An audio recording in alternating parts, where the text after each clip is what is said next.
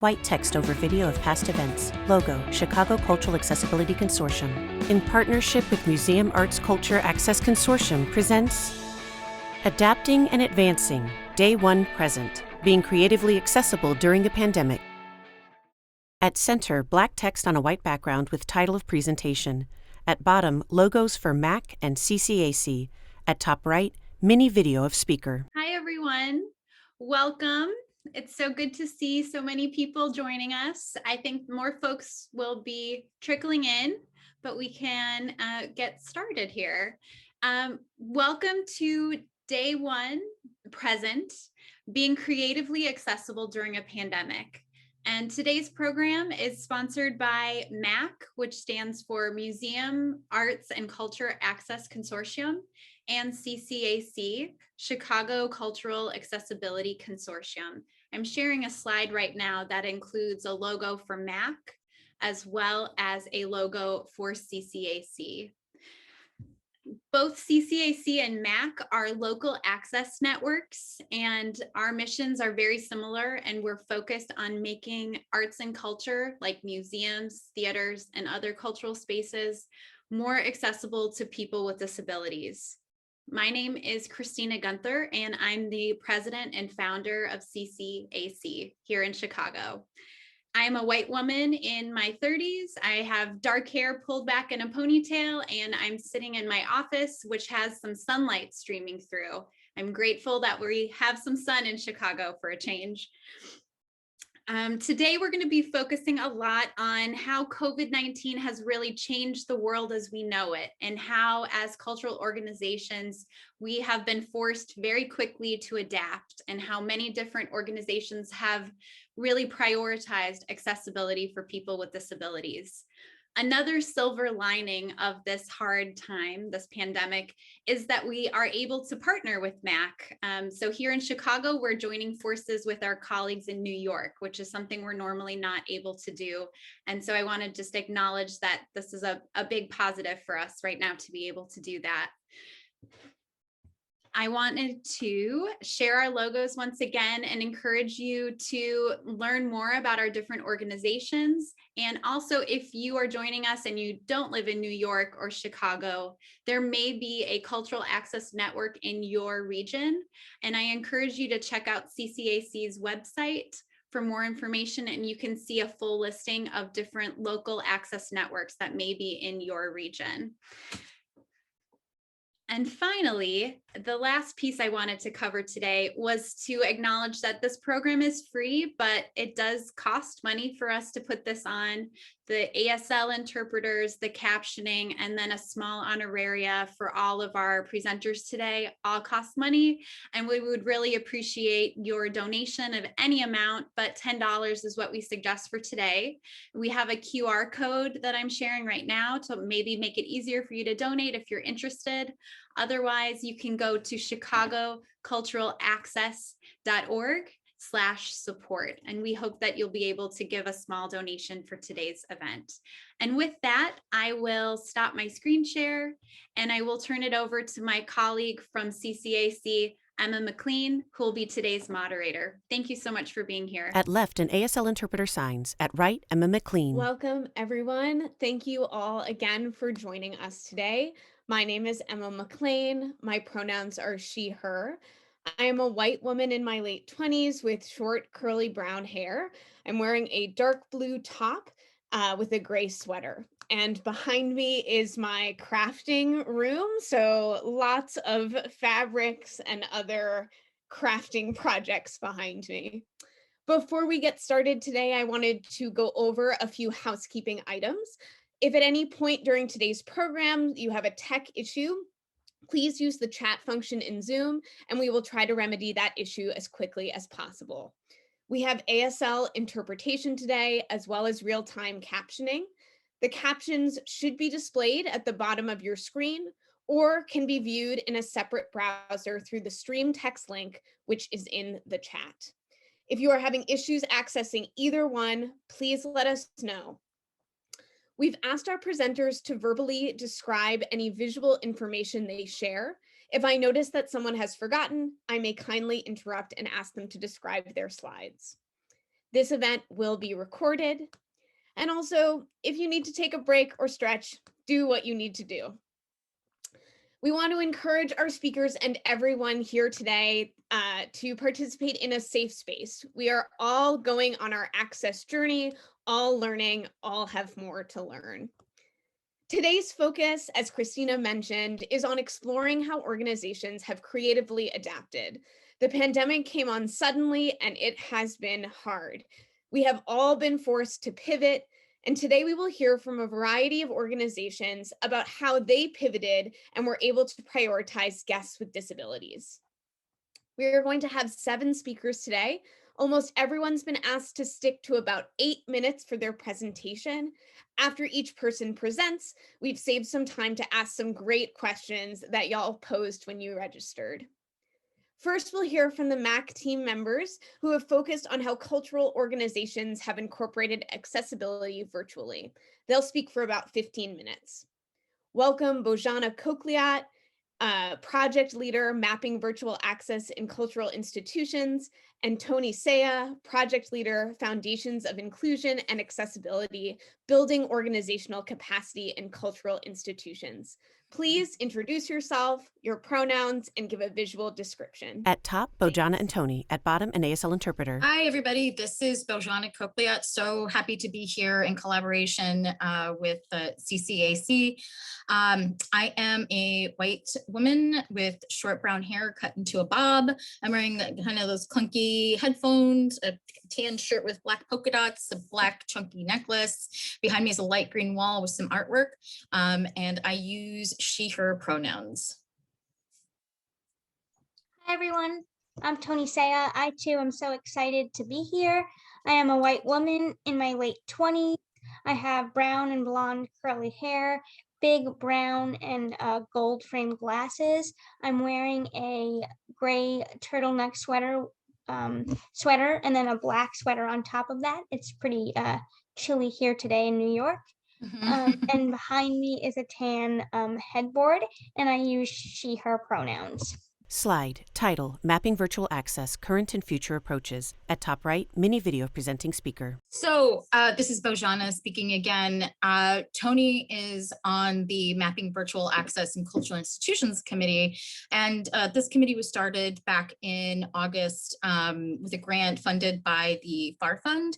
And this was MAC's response to the onset of the pandemic, what was happening with cultural institutions in New York City. And the plan was to document what approaches to access were being utilized, during the pandemic. How are people moving things to virtual spaces? And while doing that, how are they making these events accessible?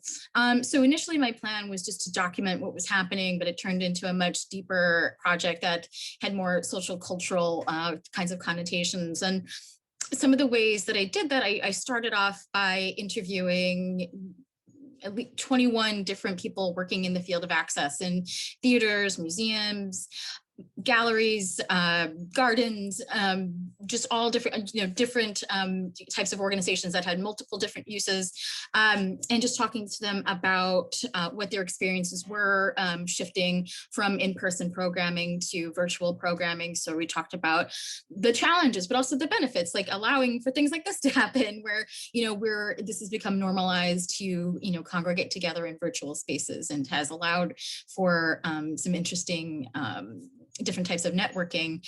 And so from those interviews, I really took that information and used it to inform a survey.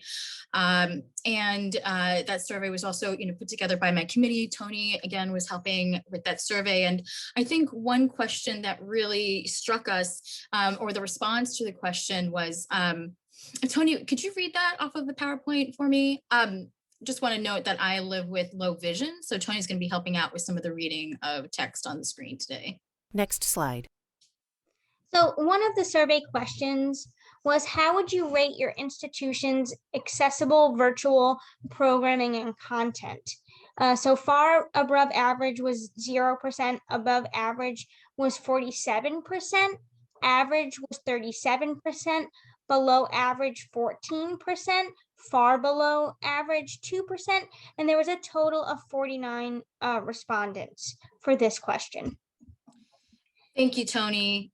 This is Bojana speaking again. So yeah, I think, in total, like we sent this out to 63 different people from different institutions throughout New York City. Again, a variety of different institutions. And I think, I'm disabled, Tony's disabled. I mean, I think we were both surprised at that high number of people who thought they were providing above average access. And I think that, the experiences I've had, I feel that maybe some have above average access, but I think almost half of the different institutions saying they have above average access. I started to think about, well, what do they think that means? But then also, what do disabled people consider above average access? Like, what does that really mean? And that started to inform the last half of the project, trying to get to the bottom of what is engaging access.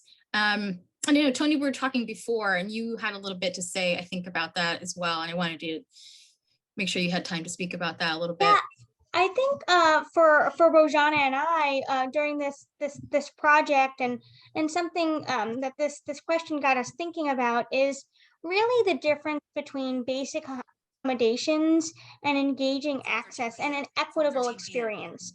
So not just about bringing disabled people to the table, but can they fully participate? And I think Bojana did a wonderful job with doing this project in a way that really highlights the difference and the gap between basic accommodations and an equitable experience for disabled folks. Because again, it's not enough to just allow disabled people to come into the space if they can't fully engage and participate as one of their non-disabled peers. Mm-hmm. Thank you, Tony. And this is Bojana speaking again. I think that there are, access is the first step for somebody coming into a space, but you also want to be able to enjoy, the different, either the performance or the class or the presentation or whatever it might be.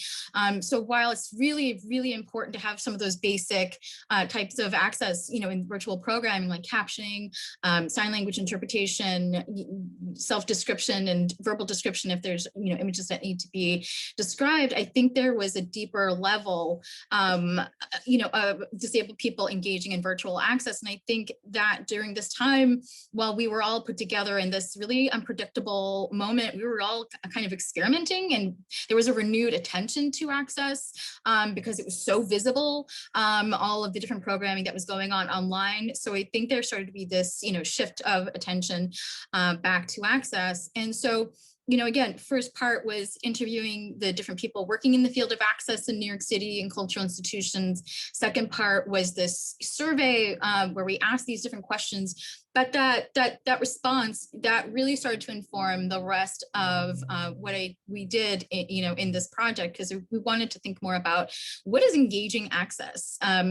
And we also started to think about what is engaging access to disabled people. And so that then helped guide us in the 4-part series that we did, which we called Mapping Virtual Access Together, because really, all of these access innovations and all the things that we've learned and just the cultural institutions being able to get where they are and make it through the pandemic was really, it was done within an ecosystem, and there was a lot of interdependence amongst the different cultural institutions, using each other as resources, coming to MAC's website for resources and the other different kinds of conferences.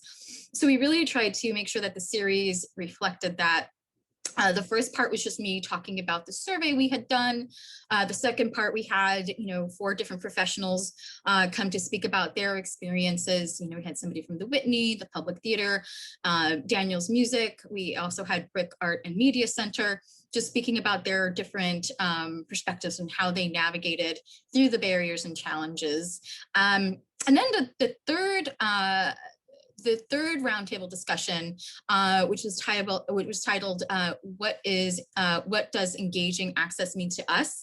It really stood out to, I think, me and Tony and the committee. And Tony, do you want to speak a little bit about that? Yeah. So this is Tony again, and this third event was really focused on centering the voices and experiences of disabled folks, and we had people with a wide breadth of experiences and identities and disability experiences, which is really important because it helped dismantle the disability hierarchy that often exists within this field. We to think about access just in terms of physical disabilities, and this was a really great opportunity, and again, to highlight the difference between letting people in this space and then again having disabled folks be able to participate. So there was a breadth of experiences.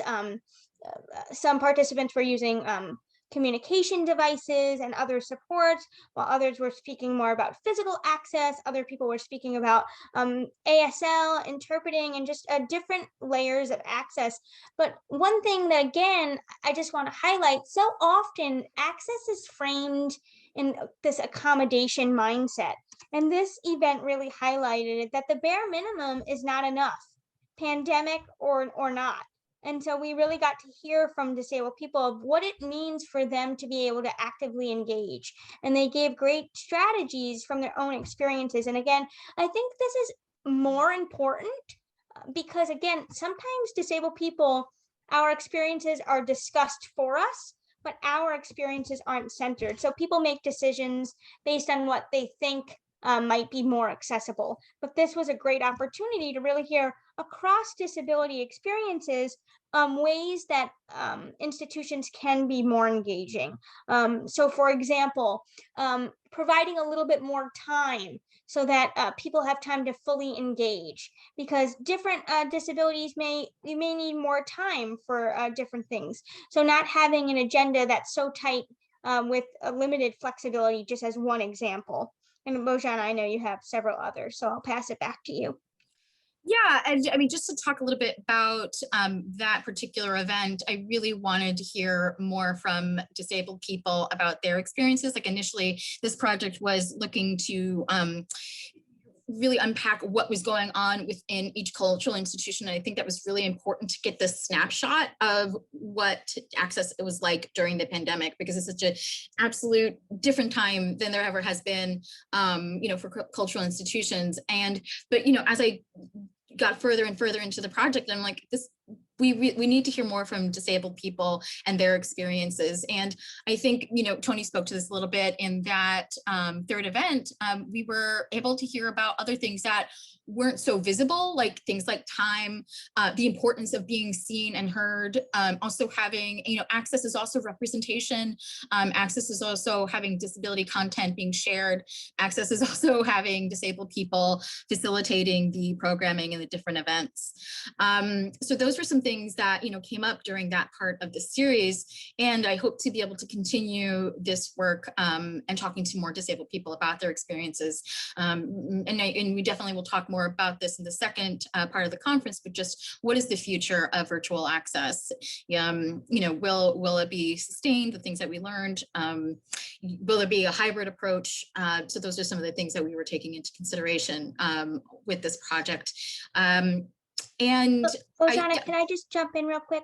I just wanted to say, I think that this was one way that Bojana really took the lead on really trying to understand the survey question, right? Like what, again, the above average. It's like we wanted to hear from disabled folks to see if this was consistent with some of the survey responses, but also to also highlight all the great access that some organizations were doing.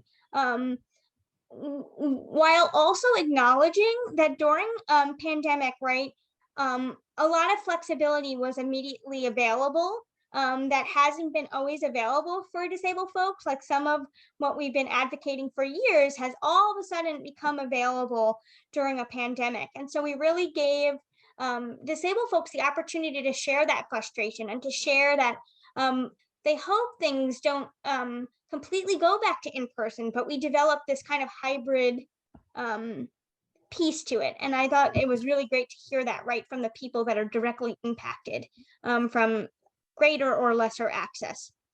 Yeah, and that event was organized by disabled people, centered disabled people, and the discussion was all disabled people, which I think was also something that was really important. I think it's probably, we're getting up to about the time that we should be answering our questions, I think. At top, Bojana and Tony. At bottom, an ASL interpreter. We picked two out that I think that we were able to answer the best and give them more well-rounded answers to. We're going to give a kind of an abbreviated version while we're speaking, but I decided to also post it in the chat because I felt like these questions were so important. It was hard to answer it in the amount of time, but I really wanted to be able to make sure we could. So Yeah, Tony, so- you want to, yeah. Yeah, so this is Tony. I will read it, but also give me some time to also post it in the chat. But the Yes. first question we're going to address is, how do you maintain the warmth, the personal touch of our in-person relationships in an online format? Right. So this is Bojana speaking again. I think this was something that came up over and over again. And, the different people I spoke to, it's like, being able to just provide access is one thing, but that warmth and that feeling of, togetherness or welcomeness, that's harder to provide via a computer screen. Something that I talked about and it's, elaborated on and what Tony's going to post in the chat is just, I think being able to take time, I think that's really important. I think that oftentimes we really, I've done this, in so many different presentations where we're really centering seamlessness and perfection and, trying to get everything done and all the logistics, but then we don't necessarily take the time and space, the breathing room for people to ask questions or if they need more time. And I'm really trying to focus more on that and the things that I do because you can't have that engaging warmth and welcoming feeling if people are being rushed, to finish up something or to do something or, to participate. So I think that's something that's really important. And also just, I think the part about it being seen and heard is really important. That sense of engagement, that sense of, being in community with other people. So having time to talk with each other, having breakout rooms potentially during, different programming events or classes. So there is that interaction between the people or, if you can't do it during, maybe afterwards. Those are some of the things that I've talked to people about as ways to provide that more welcoming, that warmth, that human touch, just being able to take that time.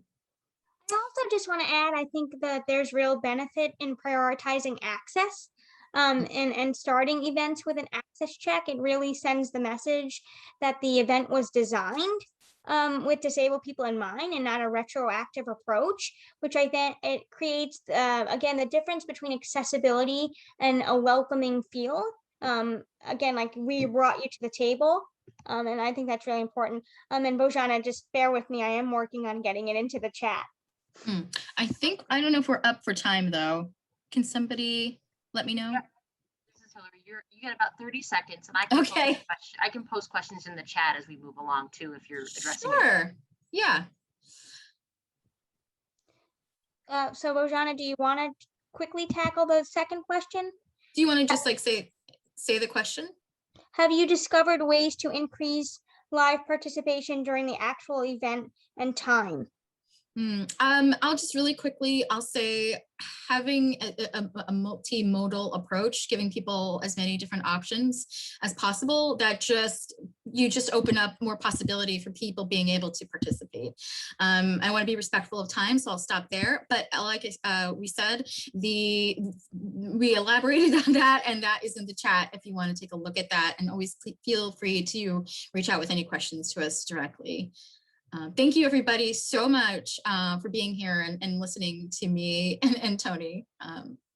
Thank you, everybody. At right, Emma appears. Thanks, Bojana and Tony. I really appreciate what you've shared about the nuances of engaging access and really centering disabled folks in our work. Thank you so much for your work there. Lots to think about.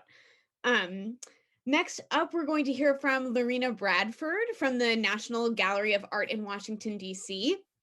talking about virtual accessible programs for the win-win. Lorena and the following presenters will speak for about 8 minutes. So Lorena, please introduce yourself, your pronouns, and give a visual description of yourself. At right, Lorena appears. Sure thing. Hi, everyone. I'm Lorena. I go by she, her. I'm 40 something with, I'm a white woman with short blonde curly hair, and I'm hiding from my kids in my husband's office. So there's stuff behind me, lamps and pictures and things that I'm sort of lurking down in the basement. I will share my screen. So my title screen has the title of this talk, Virtual Accessible Programs for the Win-Win, has my name, Lorena Bradford. I'm the manager of accessible programs at the National Gallery of Art. Today, I will focus on our program, Just Us, at the National Gallery of Art, which is our program designed for people with memory loss and their loved ones. The program began in the spring of 2017 and moved online late May last year, 2020. Today, I will briefly touch on the structure of the program as it existed on site. I'll talk a little bit about the changes that we made when it went online and talk about the goals, the lessons learned, and then end with feedback from participants reflecting on what this last year of virtual programming has been like. My first slide has an image on it. It's the only one with an image on it. It shows an older man to our left, a balding with gray hair, wearing glasses, a woman to our right with short brown hair, wearing a long-sleeved scarlet red sweater, gesturing at a painting that fills the rest of the photograph. It's a fine honey yellow net. It's an abstract painting against a dark background. So on site in the galleries, the program ran twice a month for pairs living at home and taking care of loved ones, mostly for 90 minutes per session. And we slowly explored 2 or 3 works of art collectively as a group. It was also offered for groups of people coming from residences and other centers who could all, pile onto their shuttle and come at any day of the week or time that worked for them. The rest of my slides only have text on them, and I will read them in the course of my presentation. When we moved online, there were a few things that we changed. The first one was to make it go weekly. So it takes place weekly by Zoom for 75 minutes instead of 90 minutes. And it really runs between 60 and 75 minutes. Sometimes we find that by 60 minutes, people sort of feel done. So the runtime is a little bit shorter. We also did away with registration. People can join if they're available and if they want to, and they don't have to. We were trying to remove barriers and making it more frequent, more regular at a time when other opportunities for socialization were being taken away. It's interactive, completely open-ended and discussion-based, but there's no pressure to contribute. If people just want to sit and listen, that's also totally fine. And we explore 2 works of art and then compare and contrast them at the end in a PowerPoint presentation. But our goals for the program remain the same, whether on site or online, and those are to provide a shared experience rooted entirely in the present, in which those with memory loss and their care partners are equal participants. Our second goal is that we hope that people feel connected to art, to us, and to each other, and that participants feel valued and heard. This also offers opportunities for social interaction and engagement. The program is designed equally for people with memory loss and their care partners, so everybody is welcome and active parts of the program. Now I'd like to reflect on the lessons learned when we moved virtual. We found that we can be more inclusive and diverse about what we cover. And that's for a lot of reasons. We can be more creative about the themes and pairings of works of art. We can dig into parts of our collection we would never get to experience together on site. And that could be because work is not normally on view, or it's in storage, especially with works on paper that are sensitive to light, so prints, drawings, photographs, or those that just aren't kind of the standard in the rotation in the galleries. We're exploring works that are too small to get a group of people and chairs around, and also works that are in tiny rooms or far back corners or loud crowded rooms or the sort of between 2 doorways that are just really hard to sort of be at for any length of time, because time is the main accommodation we provide for this group. We are also released from the limitations of the physical space. The gallery is huge, it's 4 city blocks. And so we're on site, we need to keep the works physically close together, but online we can span the buildings and compare 2 works at opposite ends of this 4-block behemoth. So we can bring together works from a much wider sort of chronological range. And honestly, the program is just more accessible to more people. And that could be geographically because people are coming from far away and they couldn't get to the gallery at a certain time. It's also complicated to take the metro and then walk a long way to the museum or try to park, drive in and park. We don't have a lot of accessible parking. Finding a parking spot is a challenge. And then finding the meeting location in a building that's 4 city blocks with 5 separate entrances. Our numbers have continued to go up and not down during the pandemic in this program. Next, I'd like to go through some feedback that we've gotten from the participants, and these comments are verbatim. I have not edited them at all except to sort of excerpt them from emails. So I'll start with some of the cons, and this is the sum total of the cons that we received. Cannot see the texture of the paintings or the sculpture. Cannot appreciate the effect that the size of the art may have on us. So really the sense of scale. No opportunity to tack on a visit to the rest of the museum, excuse me, while they're already there. And one participant said, I have found in general that it is harder to interact with others in the class via Zoom than in person. One misses body language, etc. So the interaction is more between the participant and the presenter and the participant, but the vast majority of the feedback we got was positive, and here's some of that. My husband is much more confident speaking at home. While we contribute to the group by unmuting, we discuss the artwork between ourselves, something we can't do if we are in the gallery with others. Another very major positive for virtual sessions is the ability to see the art up close, which is often not possible or desired in the physical museum. Homing in on a section of the artwork many times provides new insights or supports initial thoughts. The virtual session has enabled participants to view art pieces that are not or have not been physically displayed in the museum. It allows participants a backstage view, which makes us feel as if we are special invitees on a privileged viewing. The program has become like a friend with whom we chat once a week. We don't want to miss a session because we know we will be energized and mentally refreshed by the art and the interaction. The combination of the pandemic, shutdowns, and my wife's decline with Alzheimer's have made your program a godsend. As she has been more and more shut into herself, she has not been able to be interested in much of anything, but she willingly participates Monday afternoons in our National Gallery program. And most importantly for me, it is an activity we can share and that momentarily restores our feeling of togetherness, since museum going was one of the interests we've shared. Particularly as over the past year, her balance and ability to walk have diminished. I don't think we could have such an experience, but for the gallery's decisions to make the interchanges online. And my favorite comment is that one, but my second favorite is this one: more comfortable chairs and easy bathroom breaks. And while I'm here, I also took this opportunity to ask for feedback from those of us who are facilitating and assisting in this program. And here's what some of my colleagues had to say about it. There we go. Being able to assist regularly in a program with the same or similar group of people was a tether to human connection and normalcy that I really valued. These weekly meetings provide continuity and a sense of belonging. Distractions are often minimized and participants are able to speak freely, completing thoughts that might otherwise have left them speechless. I wasn't sure how I'd feel teaching in this way online, but I leave every program with the same glorious adrenaline rush that I had when we were in person. And finally, COVID has brought us sadness, trauma, and exhaustion, but also resilience and promise. I find so much joy and hope in just us. I know it has made me a stronger, more empathetic educator.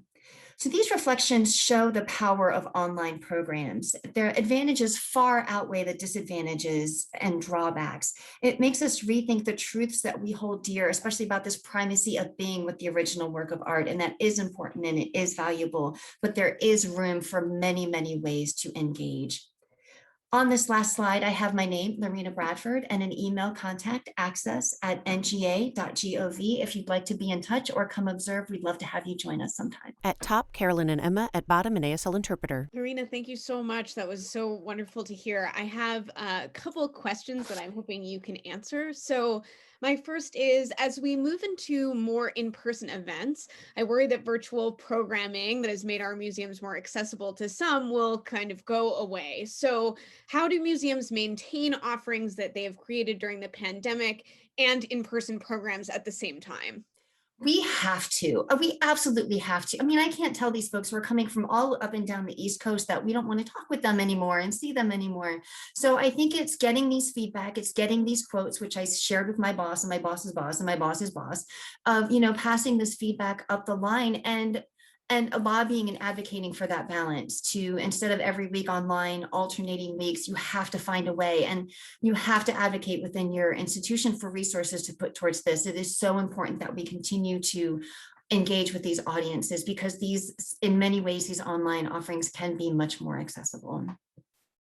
Absolutely. And I will put a similar question that Tony and Bojana answered, which is, how do you maintain the warmth and personal touch of your in-person relationships when you have moved into this online format? We have fun. We smile together, we laugh together. And at the beginning of every session, when I let everyone in, I say hi to each person individually. Like our previous presenters were saying, it takes a little bit of extra time. It's worth every second. So I'll even change their name. I'll rename people to make sure that it captures who's actually, in the pair or who's with us, so that other facilitators know who to call on. But it gives us all a chance to say, hello to each pair of people, how are you? And we don't have to have long conversations, but you're personable, you pour energy and love and acceptance into the group online and they still feel it.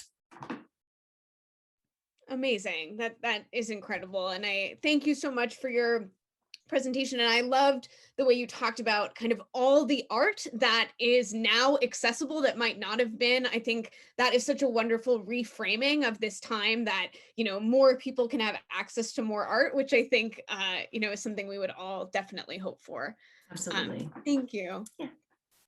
All right, I'm going to welcome up our next presenter, who is Helen Stitchell from the Western State Psychiatric Hospital, who will share how she found a loophole to help psychiatric patients. Please introduce yourself, your pronouns, and give a visual description of yourself. At right, Helen appears. Hi, everyone. My name's Helen Stitchell. I prefer she, her pronouns. I'm a young white woman in my late 20s. I have long wavy brown hair. I'm wearing a blue top and a black sweater. And behind me is a big fern and a textile wall hanging. And to my right is a lamp.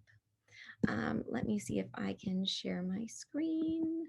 So on my screen, I have the text, "Finding a Loophole, Gaining Access for Psychiatric Patients." I have the title of my hospital, which is Western State Psychiatric Hospital, and it's in Stanton, Virginia.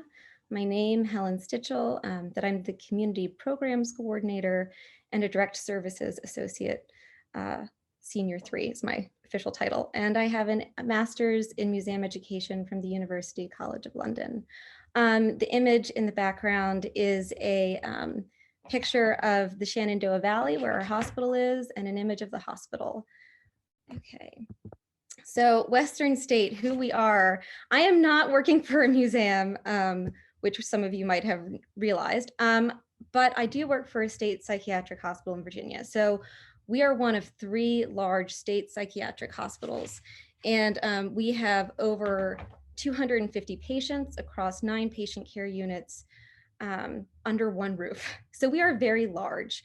In 2020, we had over 1,000 patients admitted to our hospital. So our pandemic challenges are pretty intense. We're a residential facility.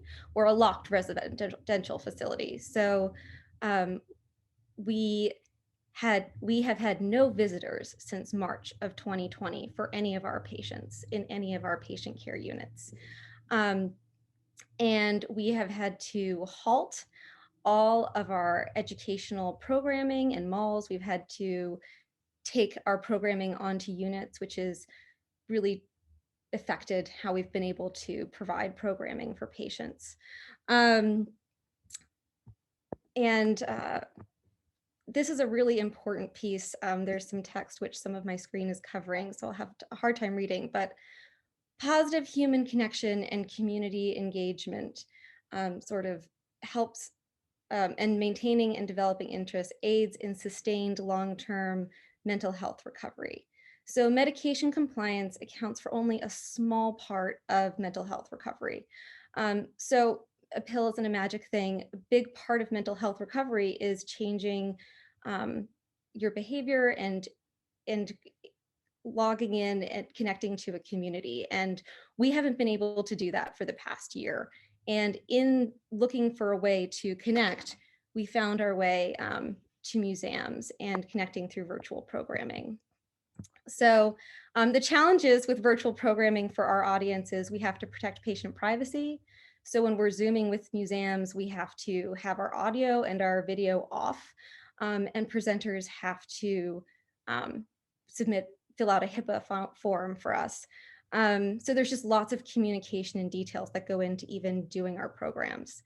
I also had to really advocate to get a Gov Zoom account that's HIPAA protected to be able to host the programs. And that was a long process in the hospital to get that for our community programs department. And we got lots of support from the head of psychology, which was greatly appreciated. So reconnecting with the community, piloting a virtual museum program series.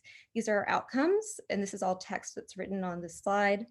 Over a 2-month period, we were able to provide virtual programs from 4 museums to over 170 patients. We received funding from each cultural institution making this series possible. The total virtual museum program series cost $600, and I can't read the rest, but 600, and sorry, the screen is sort of blocking, over $600. And our yearly budget for community programs is $600. So one of our biggest challenges is funding. We couldn't have had these programs if the museums hadn't funded it for us. And I had to sort make special requests to museums for the funding because we are not we're an adult audience, so we don't necessarily fit into the school funding criteria. This slide is an image of the Presidential Woodrow Wilson Museum and Library. It's an image of the museum and of someone doing a virtual program. They were one of the first people who partnered with us and were really supportive.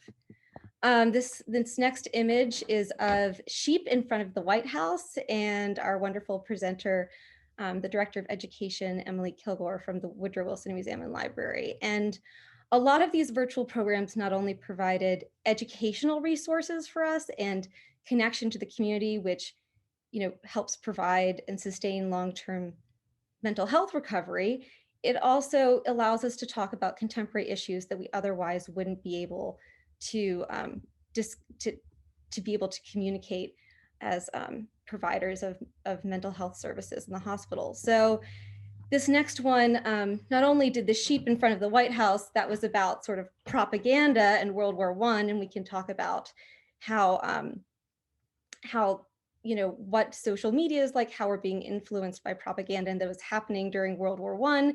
They also provided us with a program on the 1918 pandemic. So on the screen is an image of a streetcar conductor telling people that they can't get on the streetcar in 1918 because they didn't have a mask, and the presenter of the program, Andrew Phillips, who's their curator. So we have a really hard time talking about the pandemic, even though it's present and it's isolating us in the hospital. But through this program, we're able to talk about there's been pandemics before. People have had to wear masks before, and the decisions people have made to isolate have saved lives.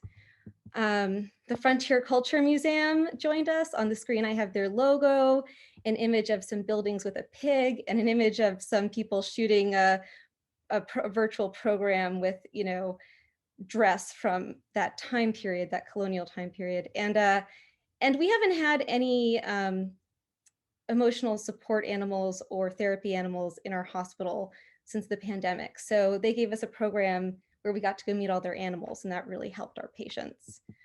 We had Monticello, which we have a large forensic population, not guilty by reason of insanity patients.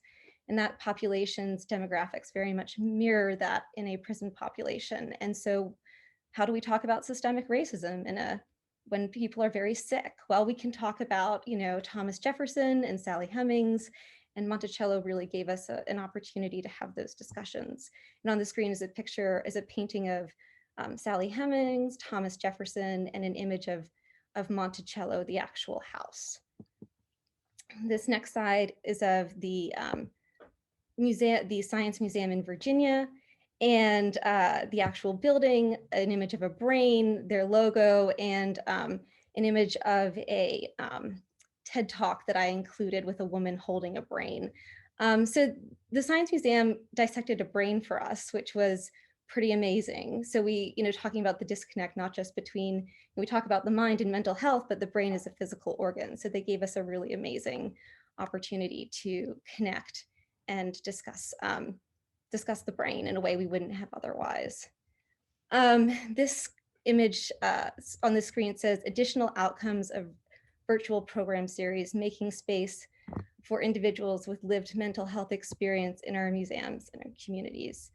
So some of these outcomes were, we were able to participate in a art therapy exhibition with the Science Museum, and a Making History in the Present project with the Woodrow Wilson Museum and Library as a result of partnering them with our virtual series. So that was pretty incredible to be able to do that. And I have an image of both the exhibition and an archive. Moving forward, we're expanding our virtual program series beyond Virginia to different areas. And I have that text on the screen. And we're sharing our museum resources and partnering with the Commonwealth Center for Children and Adolescents. So we're sort of expanding everything. At top, Helen and Emma. At bottom, an ASL interpreter. So this is Emma, and I would love to know how have the changes and accommodations that you have made, how will that inform how you'll move forward as we slowly transition back to in-person? So one of the biggest concerns for us is, will we be funded? As with our population, there is incredible stigma around mental illness. I'm not only a community programs coordinator, I'm a peer recovery specialist. I'm someone with lived experience with mental health issues. And when I was doing this program series, one of my colleagues said, wow, I'm really surprised one of those institutions gave you a virtual program. We have never been able to bring patients to that institution. They have never funded us. So that's a piece of, if you can keep doing these virtual programs, it'll help us. We can zoom those into patients who may never be able to leave the hospital until they discharge because they're in admissions units. But for long-term patients, it's a big part of their recovery and their discharge to go into the community. And who wants to have psychiatric patients at their museum? I mean, I hope they would. We're a really incredible audience, but there is just a lot of stigma, and it's an invisible illness. How are we making space for our audience, not only virtually, but in person? I mean, that's a big question that I worry about moving forward. Absolutely. Well, thank you so much, Helen. This was really wonderful. It was so impressive how many different museums you were able to partner with. And I really hope your question of how do we make sure that all feel welcome in museum spaces, whether those be virtual or back in person. I hope that you can continue doing that work and hopefully inspiring others to be able to do the same. Great. Thank you so much. Thank you. So next, we're going to transition to a small nonprofit that is finding ways to support people with multiple disabilities. And so I'd like to welcome Lily Littman. Please introduce yourself and your pronouns and give a visual description of yourself. At right, Lily appears. My name is Lily. My pronouns are she, her. And I am the Director of Education and Imagination at Kaiser's Room. And I am in a purple room with some overflowing bookshelves and a yellow drawer that's painted a lot of different ways. I'm a white woman with short curly hair, very fun sort of Art Deco-y earrings that are blue and black, and I have a black shirt on. And what I'd love to talk to you about today is Kaiser's Room. So I am sharing my screen. and presenting, because we have a specific program at Kaiser's Room called Deaf Plus programming. And the reason why on the screen you'll see that there's a lowercase d and an uppercase d is because we're inclusive of all people with all disabilities. And that uppercase d indicates people who are culturally deaf. So they sign, they may have been born deaf or had that experience for a very long time and it's part of their identity, and people who are lowercase d deaf. So maybe don't sign or aren't as immersed in the deaf community. So in this section, I'm going to be talking about how we created programming for and with people with disabilities. Every slide that I share will have a blue and yellow background, and I'll be reading all the text and describing the pictures that are on each slide. This slide, I've read all the text, and in the upper left corner is the logo for Kaiser's Room. So how did this program start? It all started from a conversation with Phil Dahlman, or Philip, which is his full name, but he said I could call him Phil. Phil is a white man. In this headshot of his, he has brown long hair and is wearing a suit, and he has glasses on and a beard. Phil is our executive director at Kaiser's Room, and he was having a conversation with Michelle Voivoda. Michelle's picture is of a white woman with long blonde hair and purple earrings. And Michelle is a Kaiser's Room board member, and she's also a professor at Iona College. They were having a discussion about the statistic that more than 40% of individuals who are deaf have other disabilities as well. And they were talking about how wonderful it would be if there was programming that was made for that population.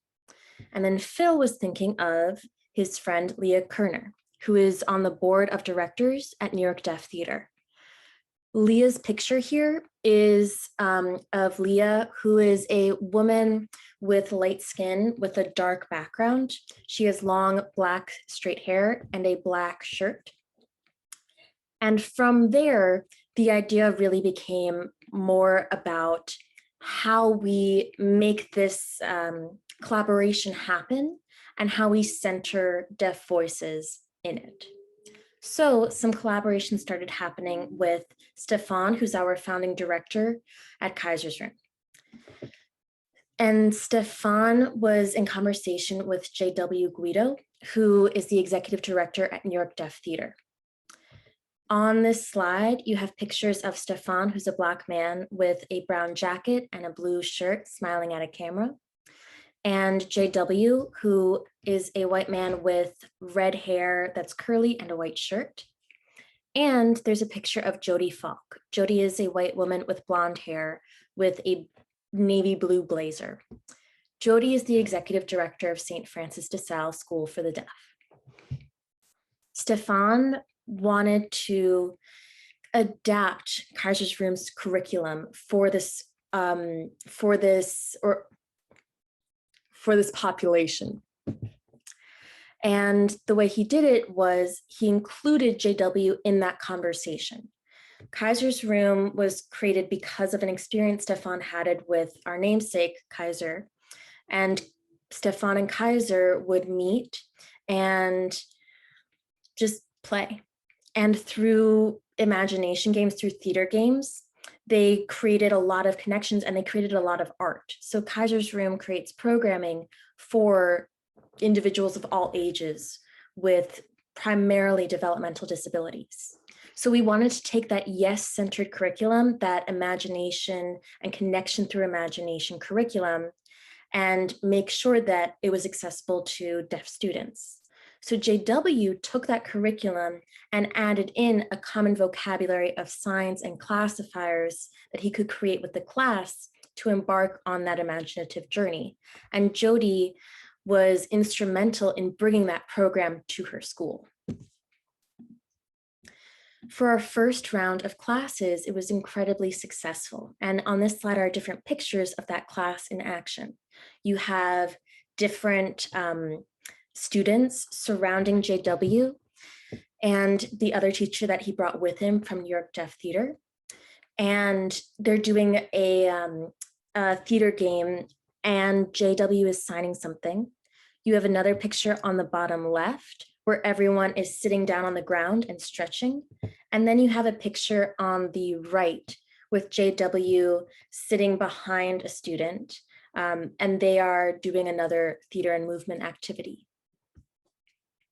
Now, this iteration of classes was cut short by the pandemic by about 2 weeks. When we remounted in the fall, JW and his teacher from New York Deaf Theater were no longer available to teach. So we had to make some decisions about how we wanted to continue the programming, especially how we wanted to continue it virtually. And we met an incredible teaching artist named Gerald. Gerald is deaf, and he is based in Rochester. So this is an example of where the pandemic really created an opportunity for a collaboration. Gerald specializes in story-based learning through classifiers, through signs, and connection through imaginative play. And here we have a picture of Gerald, who is a Black man in a white shirt, crossing his arms with a Black background behind him and a star necklace. And on this slide, I have some pictures of Gerald in action. So I was able to observe this class, and in the bottom left, this isn't a good picture. So I went back and forth on if I should include it or not, but I wanted to show you a truly magical moment that happened where Gerald was taking everyone on a journey through the springtime and leading them through a movement exercise where they were signing that they were rabbits. And the teacher got this gleam in her eye and went and grabbed her pet rabbit, which she had at home. So that's just one, I think, example of the beauty of virtual teaching that wouldn't have been able to happen if we were in a classroom. And then in the top left, you have a picture of Gerald talking about different emotions and how to sign those different emotions by showing everyone a picture of someone who's scared, and then the students signing that they are scared, with Gerald as well signing that he is scared. Now that brings me to the end of my presentation, but I do want to let everyone know that if you have any questions about this programming, about Kaiser's Room, or about Access in general, I love talking about these things. So please feel free to email me at lily@kaisersroom.org. And I'm also happy to put that in the chat as well. At top, Lily and Emma. At bottom, an ASL interpreter. This is Emma. Thank you so much, Lily. That is amazing. I love the spontaneity of a rabbit appearing in a theater class. Truly wonderful stuff. So I was hoping to ask you some questions, and I think I'll start with, are there options other than clear masks for accommodating visitors who lip read, or for guests who are deaf or hard of hearing? Absolutely. So for in-person programming, I would say that some best practices are to be using visuals, to not just have auditory information, and to provide some additional technological supports.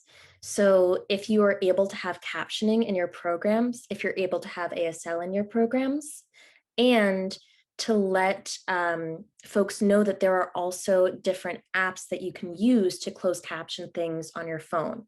So things like Otter can be really helpful. I would also say best practices are to make sure that you're looking at someone as you're speaking to them.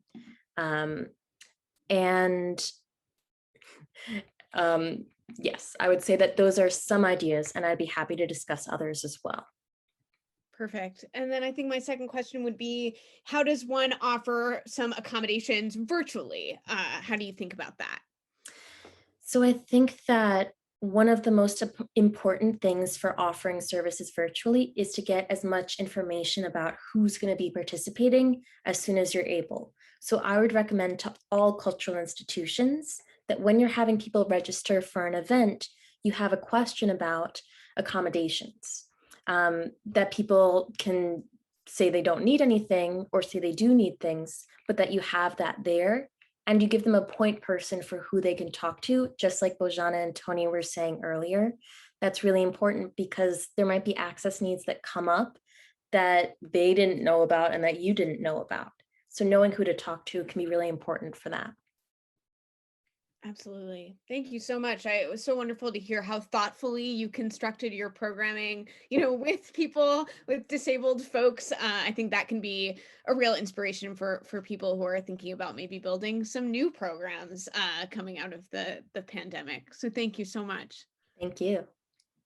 Great. So now we're going to explore sensory-friendly programming in a museum in Pennsylvania and how they transition to online programming. So I'd love to introduce Laura Westmoreland. Please introduce yourself, your pronouns, and give a visual description of yourself. At right, Laura appears. Hey everyone, I'm excited to be here with you all today. My name's Laura Westmoreland. As you heard, I use she, her pronouns, and I'm a 30-something-year-old white woman with long dark hair, wearing a white shirt in front of a white wall with a few frames off to the side. And I'm going to share my screen. So my screen just has the title of my presentation, which is We'll Meet You Where You Are, Sensory-Friendly Programming During a Pandemic. It also has my name and the name of my museum, which is Brandywine River Museum of Art. We are located in Chadds Ford, Pennsylvania, a suburb outside of Philadelphia, and I'm going to share how we provided some sensory-friendly programming through the pandemic. So to begin, I want to give a quick background on our sensory-friendly programs. I've pulled up 2 photos from our pre-pandemic events. On the left, I'm showing 3 young women who are doing an art activity at a table. And on the right, I'm showing an activity station where a family is sitting in front of a large landscape painting using some materials that we've provided. So our sensory-friendly programs have been running for about 5 years now, and they are intended to engage individuals on the autism spectrum and those with sensory processing disorder, as well as just anyone who feels like they could benefit from a relaxed environment. Our events were informed by programs at other museums, our advisory committee, which I'm going to describe in greater detail, and a formal advisor that we hired from Salus University's Occupational Therapy Department. We offer a few events per year, and they have elements that are pretty commonly found at sensory-friendly events, such as offering before or after hours access, providing pre-visit information before people arrive. We have multimodal stations throughout the museum with a variety of activities, choice-based art activities, sensory break areas, and I could describe them a lot further, but for sake of time, I want to get us to the changes that we made this year. I do, though, want to tell you more about our advisory committee because I believe they played a very, very key role in our success through the pandemic. So on our committee, we welcome self-advocates, family members, educators, and therapists to join and share their perspectives on our programming. Now, there's text on my screen right now that I'm going to talk through it. We, on our committee, we chose to have an extremely flexible structure, a flexible model. Some organizations I know prefer more structure or have specific commitments for their members, but for us, we have found that more flexibility is better for us. So what that looks like is we give people a lot of options for participation. Once someone tells me that they'd like to join and why, then they go on my email list, which I use to send them different things such as periodic surveys or questions that I have, invitations to an annual planning session that we host, information about events for them to promote through their own networks and social circles, as well as occasionally invitations to test drive a new resource that we're trying. There's no requirement for how often members need to participate, and I feel that allows people to participate based on their interests, their strengths, and just kind of their resources, whether that's time or maybe ability to drive out to the museum versus doing something at home. And then the last key point is that we see it as a permanent, ongoing committee. We chose not to disband our committee once we were fully up and running. That does mean that in most years, we are not making major decisions with them. Sometimes it's very minor fine tuning, but we found it worthwhile, particularly last year when all of a sudden we had huge decisions to make again. So that brings me to my next slide, where I talk about the pandemic pivot, because 2020 came and everything came on very, very fast. We had to make a lot of changes. So my first step was to touch base with this advisory committee that I just described to get their feedback on a survey that I intended to send out to our list of participants who had attended the events before. And I wanted to get their opinions and preferences on programming options. So what I'm going to share is how this communication, both with the committee and through the survey that went out, it resulted in us creating 3 things, which are listed on the screen. And that's a digital sensory guide, a series of kits that people could use at home that we called Access to Art and Nature, Sensory Exploration at Home kits, as well as creating a modified on-site event called Sensory Friendly Access Hour. So first up, I'll address the guide. When I was talking with our committee about sending this survey out, someone pointed out to me that if we're asking families to fill out a survey during a crazy time, such as the early pandemic, that I should give them something in return. And someone suggested a sensory guide to accompany the new section of online resources on our website that we called Brandywine at Home. Like many museums, we started putting all kinds of content on this one page. And on my screen, I have a screenshot on the left of our Brandywine at Home section. So in it, there's all kinds of options such as virtual tours, nature videos, craft DIYs. So there's lots of links on there to subsections. And we created the guide, which I have a screenshot of that on the right. And it's just a pretty simple text document. And the guide includes links to those various resources along with descriptions of what to expect. Particularly relating to video and sound.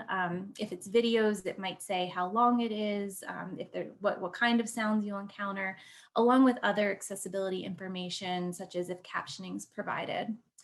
We did receive positive feedback on this resource, saying that it was helpful for them at home. And some also just wanted to express that they appreciated we were thinking of them, that the gesture meant something for this, relationship that we had with the community. A good thing about this resource on the museum's end is that it's very easy to update and it builds on existing content that we're already creating. Our survey that I mentioned, it revealed to us that our audience strongly wanted resources, but that fully digital solutions weren't always helpful for everybody. So we created kits that we called Access to Art and Nature, Sensory Explorations at Home. These were free, although there was an option where you could pay to have it shipped if you could not come to the museum or didn't want to come to the museum to pick it up. These were intended to somewhat recreate an on-site event. On my screen, I have a picture of one of the kits, and I'll describe what's in the picture and what's in the kit. They included 3 postcard reproductions of paintings. On the backs of the postcards, we had a few prompts or questions. We also had links on some of them to things like a nature video that might relate to it. And we provided some accompanying objects, such as a pressed and laminated Queen Anne's lace flower, a very well-sealed plastic cup that had a cotton ball with some floral scent in it, and materials for 2 art activities. We also included a fidget because we had already purchased them for the event that we intended to have. Responses to these were also very positive. They ranged, though, anywhere from someone saying, "Thank you for providing it, it's better than nothing," to others saying it was actually very, very useful to have something that could be done at home. So I think it depended on who that was. Creating these kits also gave us the opportunity to donate a bunch of them to some of our community partners, including a social skills group and 2 schools as well. So then finally, by the winter, we offered our first on-site event, the Sensory Friendly Access Hour, and it was highlighting our model train exhibit. With the title of Access Hour, we wanted to emphasize that we were offering exclusive hours rather than a significant amount of activities, because we did need to modify that. We updated the pre-visit information to show visitors wearing masks. There's an example of that on the screen, a child wearing a mask and some noise canceling headphones. And also to explain the changes in the exhibit, that it would be like have a single directional flow this year. So there's an image of the gallery that it's pretty empty with the exhibits around the edge. And it would also include new ways of activating interactive pieces. So there's an image of someone using a foot pedal to activate something that previously would have been done with a button. This is the first time we charged for an event, and that was because we needed a better expectation of who would come. Since we were limiting numbers, we charged $10 a family, but we did communicate that that could be waived very easily by request. We provided fidgets to take home rather than reuse. We cleaned the headphones as they were used. And then we did not have a formal sensory break area, but we did share information about where people could find a quiet spot in the museum. This event received positive feedback from those who chose to come. We do know that some did not come still due to health concerns, and some also because of things like the mask requirement. So I know I'm about out of time, but real quick, I just wanted to share our takeaways at the end of this year. So we heard from participants in our committee that there was a lot of appreciation that we offered multiple opportunities through 2020, both on-site and at-home opportunities.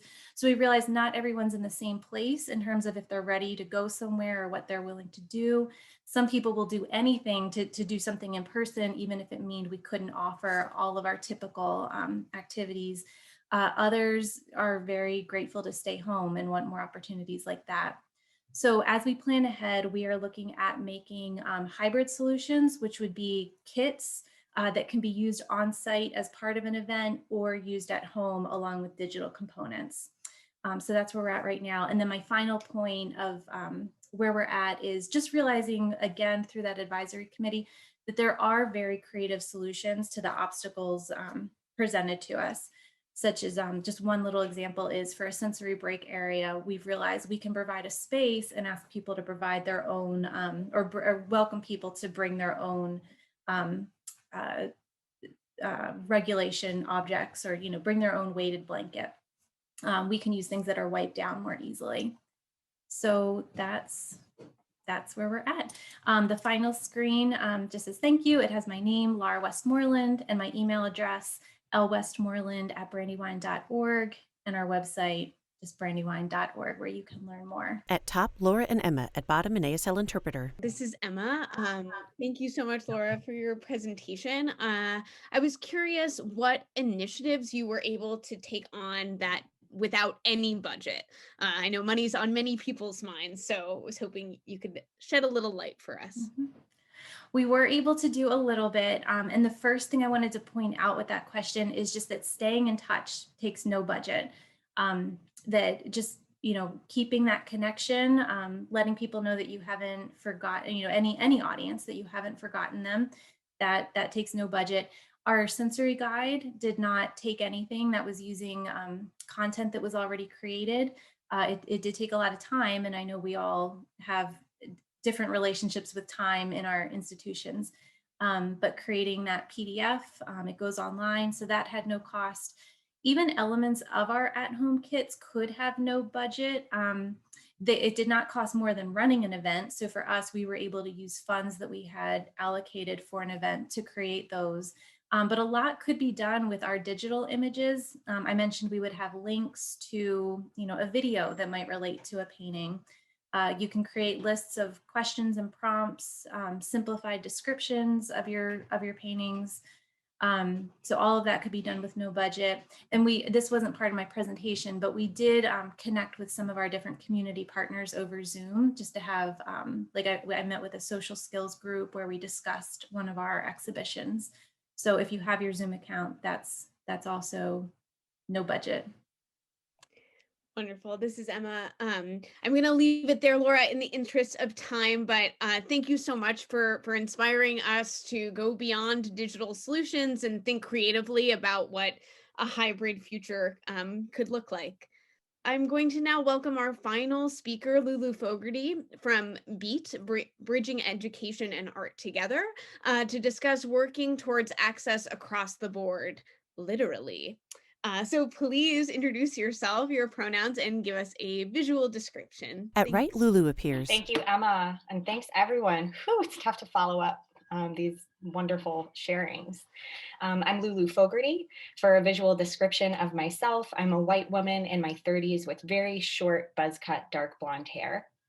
I'm wearing a bright pink dress with a ruffled collar, a black cardigan, thin framed blue light glasses, and black hoop earrings.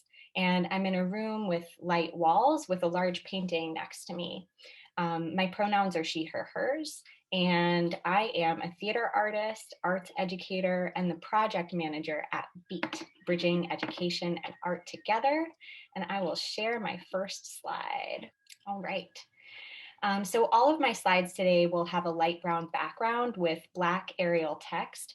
And the first slide has the title of my presentation, Working Towards Access Across the Board Literally, as well as the things that I've shared about myself. This slide also has BEAT's black logo, which features the letters of BEAT in bold block shapes. BE is stacked on top of AT to form a square shape, and the words Bridging Education and Art Together are in small capital letters, forming a circle around BEAT. There's also a little white cartoon of a map with X marks the spot, even though I don't think that this work will ever have a final destination. At BEAT, we are in the final phases of a strategic planning process that's helped us to redefine our priorities and goals. So if you look at our website before late May, you might see some information that looks a little different than what I'm about to share with you now. So this next slide has our vision and mission on it, with a GIF of participants with disabilities dancing together during one of our pre-pandemic workshops. At BEAT, we envision a world where hip hop is embraced as an integral tool in educational, clinical, and therapeutic settings to unlock the proven benefits of hip hop and creative self-expression. Our mission is to develop inclusive, accessible arts education rooted in hip hop culture. And through our programming, clinical research, and professional development, we champion hip hop as a dynamic tool in improving physical and mental well-being. The next slide is about our Beat Rockers beatboxing music program for people with disabilities. And it shows another GIF of Beat Rockers participants beatboxing into a mic, also pre-pandemic. Our Beat Rockers program was developed for students with physical and developmental disabilities 10 years ago. And we've taught more than 1,000 students and have seen beatboxing used as a powerful tool for speech therapy and social connection. And because of the impact that we've observed, we're developing a continuing education course that teaches speech therapists how to use beatboxing as a speech and language intervention. So this next slide is called After Mandated Closures and has a white cartoon drawing of a signpost with arrows pointing in opposite directions. Early in the pandemic, we were really concerned that social and educational supports for folks with disabilities were being overlooked.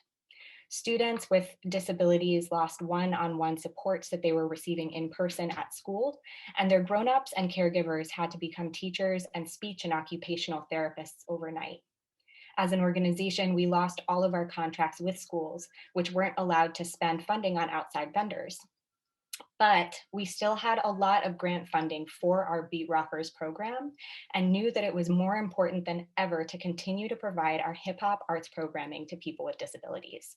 So we strengthened our relationships with disability service organizations like AHRC and CUSAC, and formed new partnerships with organizations that could provide our free virtual programming to their participants, like Mac Access and HeartShare. We went virtual.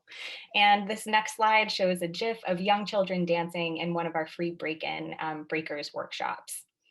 We worked with these organizations and our existing partners to coordinate live workshops on any platform, like Zoom, WebEx, Microsoft Teams, and Google Classroom. And we created pre-recorded workshops for partners if live workshops would not work for their participants. We shared lesson plans to help caregivers support those pre-recorded workshops.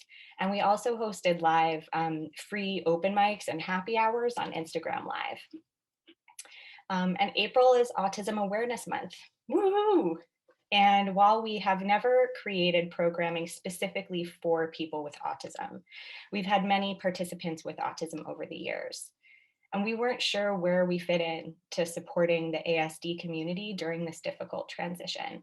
But we did know that it was important for people, all folks, to stay engaged with the arts. So we wondered if there was a way that we could spotlight tips from self-advocates with autism, and parents and caregivers of people with autism and allies about how to keep making art at home. And so this next slide shows a flyer with a big blue heart that advertised our first panel discussion called Autism and the Arts at Home, where we were able to center the individual experiences of those who participated. And you can check it out on Beat's YouTube channel. We learned about the importance of art as part of a routine, how caregivers were coping, and where individuals were finding community and safe social interaction during the stay-at-home mandates. And the next slide is called Nothing About Us Without Us Became an Organizational Priority, and shows a white cartoon light bulb with energy lines coming out from it. We learned so much from the panel that we did an audit of ways that we could expand our commitment to access and inclusion, just like Bojana and Tony mentioned in their presentation. And we realized that we've always served participants with disabilities, but our leadership doesn't look like the communities we serve. We do not currently have people with disabilities on our full-time or part-time staff, and we do not have any people with disabilities on our board of directors. So while we work to create structures that will support and welcome people with disabilities on our staff and board, we've created a Disability Advisory Committee, DAC, which is the subject of this next slide, which features 2 white cartoon conversation bubbles. This is a volunteer committee that meets quarterly. It is made up of self-advocates with disclosed and undisclosed disabilities and allies. Members of the committee let us know which projects they'd like to help us with, and we get feedback on our projects in the meetings and occasionally through email, phone calls, or Google Drive. And there's a little white cartoon map pin next to the final point, which is when we embody our mission of access and inclusion at every level of BEAT, from participant to board member, we can dissolve the DAC. And another option would be to officially make the DAC a part of our board, a committee of our board. And this next slide is about 2 current initiatives that the DAC is advising us on: how to support our new intern who has an IDD, and building a new BEAT website with access for all users as our top priority. There's a white cartoon smiley face next to the intern part and a white cartoon desktop with BEAT's logo on it next to the website part. And we are thrilled to be a part of MAC Access Supporting Transitions 2021 internship cohort. We've gone through the interview process, and we're onboarding an intern with an IDD who Supporting Transitions is paying to work with us. Amazing, thank you. Supporting Transitions is training BEAT staff as well as our intern, and we all are communicating with our intern's job coach who's on next week's panel. So we got advice from our DAC about agenda transparency and building opportunities for independence into the workday. And the biggest takeaway about the internship so far is that the holistic structures that we're building, like more transparency about interviews and thoughtful, thorough, hands-on trainings, can be universal changes that will benefit all future hires, whether or not they have a disability. And this brings me to my last slide, which has a white cartoon image of a rocket in flight, because I want to blast off with all of you. And thank you so much. And if you'd like to follow up on anything, my email is lulu, L-U-L-U, @beatglobal.org, and we'll be sure to put that into the chat.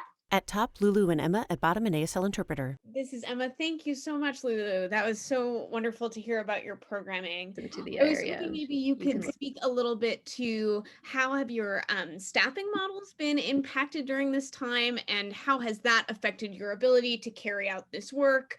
And from those, do you have any suggestions for others? Okay. Yeah, I mean, people, you all came with the questions today. So thank you for keeping us on our toes. We are a very small organization of 5 staff members. And fortunately, we were able to sustain salaries through the pandemic. And for us, it was never a question of cutting or reducing accessibility and inclusion, because our programming for folks with disabilities actually sustained us and provided work for our teaching artists. Our team works really closely on all initiatives. And I coordinated our autism and the Arts at Home panel and have been spearheading the DAC. And it's a personal priority that our organizational commitment to access and inclusion is a part of every planning meeting that we have. So in that regard, I think it's important to be the squeaky wheel as much as you can be. And I understand and acknowledge that everyone's positional power to do that is different. And I'm fortunate to be a part of a team that's genuinely aligned with this mission. And to answer that from a slightly different angle, small organizations have to be adaptable and make speedy pivots. And because we're all working on everything, one thing that we realized was missing for us was clear reporting structures.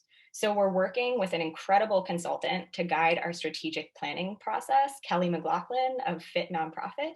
And we're focusing on roles and goals, building clear reporting structures, and how we can rewrite our current job descriptions so that we aren't always working on everything together.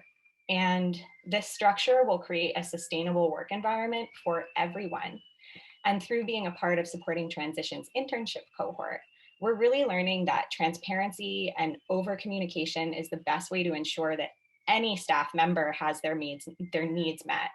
And I hope that we can implement what we're learning universally so that we're not changing our approach for a new staffer with an IDD, for instance, but we're building a supportive and holistic staff culture for everyone. So my biggest advice is to ask for help and do everything that you can to involve folks with disabilities in planning and advising process as paid professionals. And I'm not an expert, but I'm committed to supporting transformational spaces where everyone belongs. And if you're here, you probably are too. So let's do it. Amazing. So inspirational. I feel like you really have brought together something I think we've heard again and again, which is we need to be centering disabled folks in the work that we're doing, compensating them for their time, all of this sort of thing. I think we've heard that through as a through line for many of the presentations today. So thank you. And I look forward to hearing more about the exciting changes coming to BEAT. That's so wonderful. Thank you, everyone. Amazing. So in closing today, I just wanted to thank our awesome partner, MAC, the presenters, our access providers, organizers, everyone who helped make today's program possible. Some takeaways, as I mentioned before, I think we can really continue to move forward, centering disabled folks in the work that we're doing, keeping them at the center and making sure that we are listening and creating opportunities for them to share their voices so that we can act and make those changes with them. We hope that you've received some inspiration from today's presenters, and we'd like to invite you to join us for day 2, where we will explore where do we go from here. When things get back to normal, which I put in air quotes, who knows what that means? What does that mean for accessibility and the strides that we've made online? Please join us on Thursday, April 29th at 3 p.m. Central Time, 4 p.m. Eastern Time. You will need to register for that program separately, so feel free to go to Chicago Cultural Accessibility Consortium's website to do so. Thank you all so much. Take care. Fade to Black, white text on black background. Adapting and advancing cultural accessibility during the pandemic and beyond. Day 1 present, being creatively accessible during a pandemic. Presented by Chicago Cultural Accessibility Consortium and Museum Arts Culture Access Consortium. For workshop resources and more information, visit chicagoculturalaccess.org. Presenting speakers. Moderator Emma McLean, CCAC. Bojana Kokliat, MVACI Project Leader at MAC. Tony Saya, Foundations of Inclusion and Accessibility Project Leader at MAC. Lorena Bradford, Manager of Accessible Programs at National Gallery of Art. Helen Stitchell, Community Programs Coordinator at Western State Psychiatric Hospital in Virginia. Lily Lippman, Director of Education and Imagination at Kaiser's Room. Laura Westmoreland, Associate Educator for Adult and Community Programs at Brandywine River Museum. Lulu Fogarty, Theater Artist, Arts Educator, and Project Manager at BEAT. Workshop Accessibility. Real-time captioning and ASL interpretation provided by Alternative Communication Services. Video editing, captioning, and audio description by BridgetMelton.com.